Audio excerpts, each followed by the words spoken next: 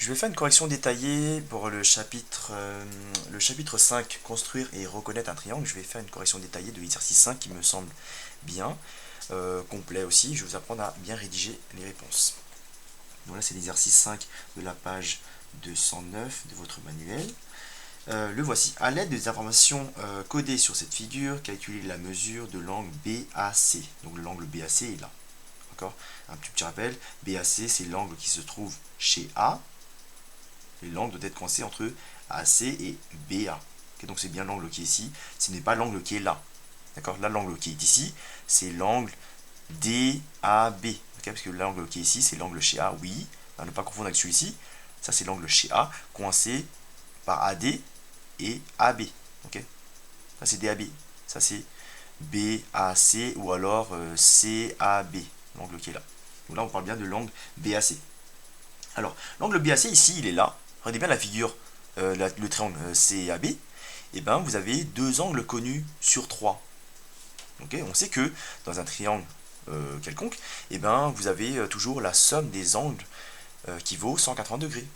Donc si je fais, là on peut très bien, ce sera encore mieux que si vous pouviez citer la propriété, on sait que dans un triangle, là je ne précise pas la nature du triangle, donc dans un triangle n'importe lequel, la somme des angles est égale à 180 degrés. Okay, comme ça, quand vous allez faire votre calcul, là quand je vais calculer l'angle BAC, et ben je dirais que ça vaut 180 degrés, auquel je retire 35 et auquel je retire 75.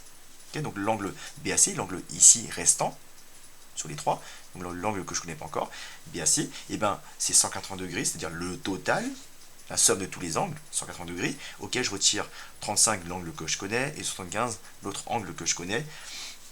Ces deux-là, ça me donne 110, il va me rester forcément 70 degrés. Donc l'angle BAC vaut 70. Là, j'ai fait une réaction parfaite et complète.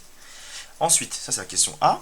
Question B, on vous demande quelle est la mesure de l'angle CAD. Donc c'est l'angle chez A, coincé entre C et D. Okay, donc c'est l'angle qui va de là jusque là. Parce que c'est marqué CAD. Okay, donc c'est pas celui-ci, mais c'est bien CAD. Alors, donc là, j'ai l'angle qui est là, donc l'angle CAB, je l'ai, il vaut 70 degrés. Celui-là, je ne l'ai pas encore. Donc il faudrait que je le trouve d'abord, et après on pourra calculer la somme, donc l'angle entier, donc l'angle CAD. C'est ce qui est demandé dans la question B. Il me manque l'angle BAD, donc l'angle là, qui est ici. Ou l'angle DAB, c'est pareil. Et ben, faut que je regarde la nature du triangle de DBA, pour voir comment je fais pour trouver l'angle qui me manque ici. Et bien là, je vois que c'est un triangle rectangle, j'ai un angle droit ici, il y a le codage, et là j'ai aussi la longueur AD qui est égale à DB. Okay, comme c'est un triangle rectangle et c'est aussi un triangle isocèle, et ben c'est un triangle isocèle rectangle. Et donc là, sur ce triangle-là, la somme des angles vaut forcément 180 degrés.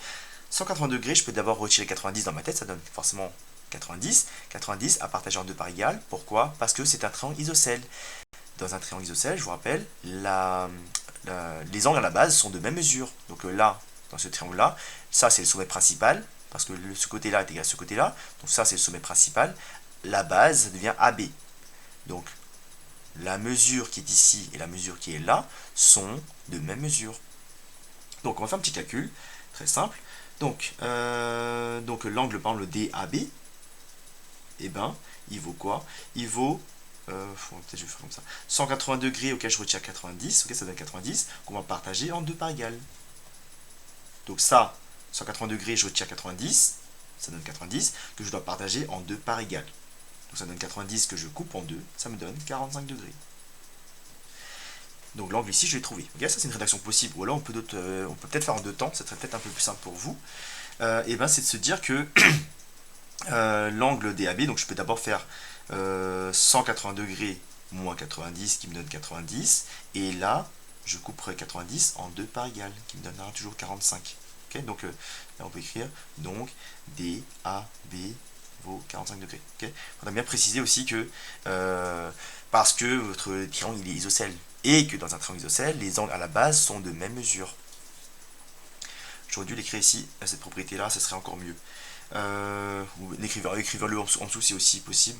Là, on peut très bien dire car DAB est isocèle rectangle en D, au sommet principal, sommet D. Or, on sait que les angles à la base dans un triangle isocèle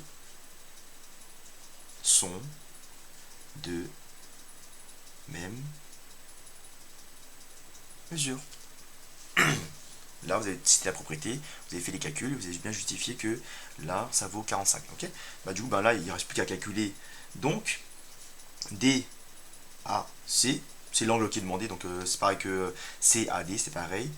Et ben, ça vaut l'angle DAB, donc l'angle qui est d'ici. Donc en fait, là, on parle bien, on cherche l'angle qui va de là jusque là, tout ça, tout ça. Et ben, l'angle de tout ça, c'est bien l'angle qui est d'ici. Donc j'écris DAB, les chapeaux, plus l'angle qui me manque ici, donc l'angle B, enfin il ne manque pas, mais je vais écrire ici, ben ça, ok. Donc là, l'angle qui est ici, DAB, c'est l'angle qui est d'ici, et l'angle BAC, c'est l'angle qui est d'ici. BAC, donc l'angle qui est là. Donc l'angle qui est ici, plus l'angle là, ça me donne bien l'angle total. Donc là, on va juste récupérer les informations qu'on a laissées en cours de route. Ici, j'avais 45 degrés. Et bien, si vaut 70, 45 plus 70, ça me donne 115 degrés.